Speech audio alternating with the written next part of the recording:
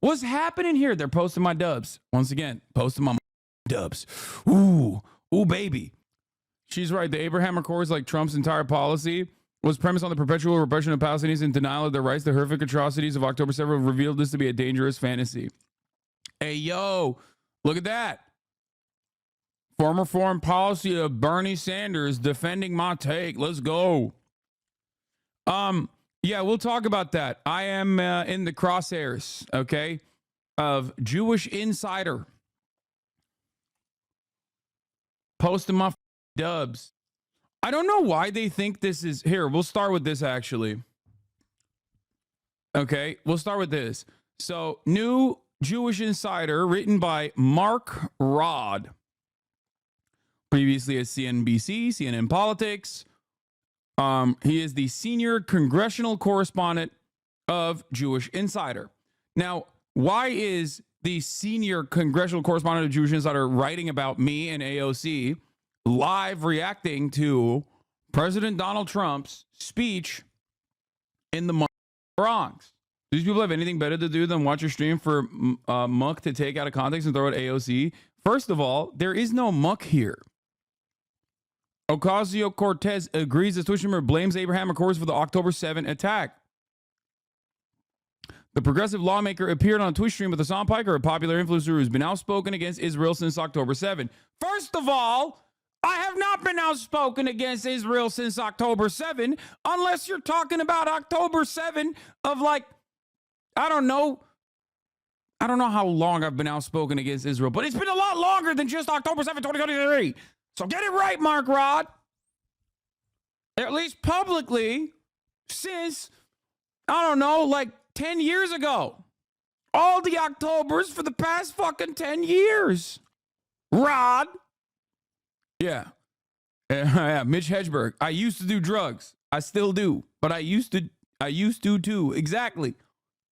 Mark Rod.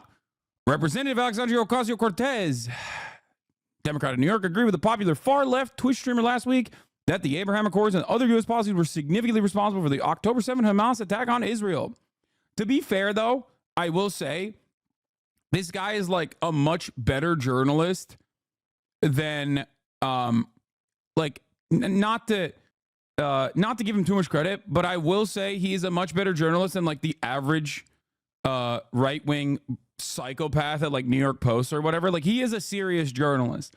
And the reason for why I will say that is this, okay?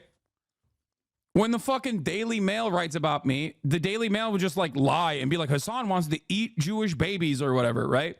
This guy at least is like very, like, he's honest. Like, the way he covered it, I think, is pretty valid. Piker also hosted on a show a Yemeni influencer who filmed himself on board a civilian commercial ship seized by the Houthis. On that stream, Piker compared the Yemeni terrorist group favorably to the pirate hero of a Japanese cartoon series.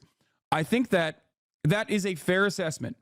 Okay? I think that's a fair assessment. Why? Because he's saying I'm interviewing a Yemeni influencer and not like a Houthi terrorist or whatever the fuck. Like, it is relatively objective. Okay? Obviously, it's not just a Japanese cartoon series, it's an anime, but that's besides the point. Hasan Piker has been outspoken against Israel since October 7, including offering or defending arguments that the October 7 attack was inevitable and potentially understandable and justifiable, while often stopping short of directly endorsing the attack. Fair. Fair assessment. I have no notes on that part. It feels like, dude, this is what I mean. When people post things that I actually say and offer criticism, but still literally post things that I actually fucking say, including the nuances of it, I'll take that every day. Yeah, bro, the Houthi thing was where a lot of people turned out, including myself, because you can't have terrorists on and try to humanize them like that. No, you tuned out because I banned you when you tried to do a two-parter debate at the top of the fucking hour. That's why you tuned out, because I banned you thinking that this was a good top-of-the-hour ad break debate. Yeah, there you go. Exactly. I was fucking right. You can't do that. You can't do that. I'm ready for it. I'm so goddamn ready for it. You understand me? Often stopping short of implies you did at least once endorse the attacks, which is false. Yeah, whatever. Who cares? Bro, you are on top of your game. Thank you. And you can be as well. Do not drop the ball at the top of the hour gifted subs. All the racist Redditors just use the Yemeni kid as a tool in the propaganda war of not liking you. I know. And they can all suck my entire cock. Fuck those people. Okay? Because guess what, dude? Where's Operation Prosperity Guardian now? That shit fucking failed, son. I was right on that front too. Uh-oh. Whoa, whoa, whoa. Chill. Frames are dropping. We're back. It's fine. Anyway. The political streamer Hasan Piker said the attack was a direct consequence of the Abraham Accords and many of Jared Kushner's and Donald Trump's administration's actions, like moving the embassy to Jerusalem. Ocasio-Cortez, appearing on Piker's show, responded 10,000%. Wait, what? Ain't no fucking way they hit me with this, bro. No. Okay, here it is. He is just as responsible for October 7 as anyone else. It directly happened as a direct consequence of him moving the embassy to Jerusalem, recognizing the annexed territory of Golan Heights as Israeli territory, going against international law, and also conducting the Abraham Accords, completely sidestepping the Palestinians in the conversation. That is a major reason, he continued, as Ocasio-Cortez continued to nod along and said, yeah, you know why she said that? Because it's fucking true, bitch. Why are you coming to a fucking dumb himbo content creator, Twitch streamer who's 32 fucking years old and has never held political office for adequate foreign policy analysis? Why can you not do that in any of the major mainstream media outlets, man? What is going on? I'm a fucking dumbass. What's happening here? What's happening here? They're posting my dubs. Once again, posting my motherfucking dubs. Ooh, baby. Ocasio-Cortez appeared on Piker's stream to watch and comment on a rally by Trump in the Bronx last week. Piker's comments came in response to a remark by Trump claiming the October 7 attack would not have happened if he were in office. During the stream, Ocasio-Cortez also described the Israeli operations of Gaza as a genocide. She's appeared with Piker at least once in the past. Piker also hosted a show with the Yemeni influencer who filmed himself on board a civilian commercial ship seized by the Houthis. On the stream, Piker compared the Yemeni terrorist group favorably to the pirates of the hero of a Japanese cartoon series. Say it. It's One Piece. And while on their domestic affairs, the Ansar Allah leaves much to be desired. And also, you know, their whole like curse the Jews stuff, not great. Okay. Not a fan of that. However, in terms of the entire Yemeni population resisting against Israel, enforcing a blockade on the Red Sea, very good. And also, absolutely, Luffy certified. Piker has been outspoken against Israel since October 7, including offering or defending arguments that the October 7 attack was inevitable and potentially understandable and justifiable, while often stopping short of directly endorsing the attack. Ocasio-Cortez has also recently come under attack from erstwhile allies on the far left who have accused her of being insufficiently outspoken against Israel. Recently, the Palestine Solidarity Working Group, formerly associated with the Democratic Socialists of America, promoted a post calling AOC, what the fuck? What just happened? What did I just click on? Oh. AOC responsible for genocide as much as Biden. Ocasio-Cortez's office referred an inquiry on the appearance of her campaign to her campaign, which did not immediately provide commentary. So yeah, I will say, maybe my brain is too broken by Redditors, but like this article I think is fair. Like it just honestly is reporting accurately the things I believe, the things I have said. And like, if you read it and you already have your established opinions on the matter, yeah, you'll come across this and be like, wow, I really hate AOC. And I definitely hate this Hasan guy. But for the most part, I respect it. It's a good faith article, I think. Unconfirmed, but Houthis say they've taken down an MQ-9 drone with a homemade surface-to-air missile. What the fuck? They can't be calling you a terrorist or a Hamas supporter. They're still technically a serious publication. Yeah. Like, Daily Mail will just be like, this fucking Muslim bloke wants to eat Israeli Jewish children. He wants baby murder. He said permanent genocide to the Israeli people. Like, that's how they write articles over there. The New York Post will be like, hey, this is Hasan guy. He fucking sucks ass. He loves 9/11 and is always saying multiple 9/11s in New York. That's how I imagine like the respective journalists and op-ed writers write in each of these institutions. You know what I mean? One time he said permanent first world genocide on New York only. Like, that's how they write at the New York Post.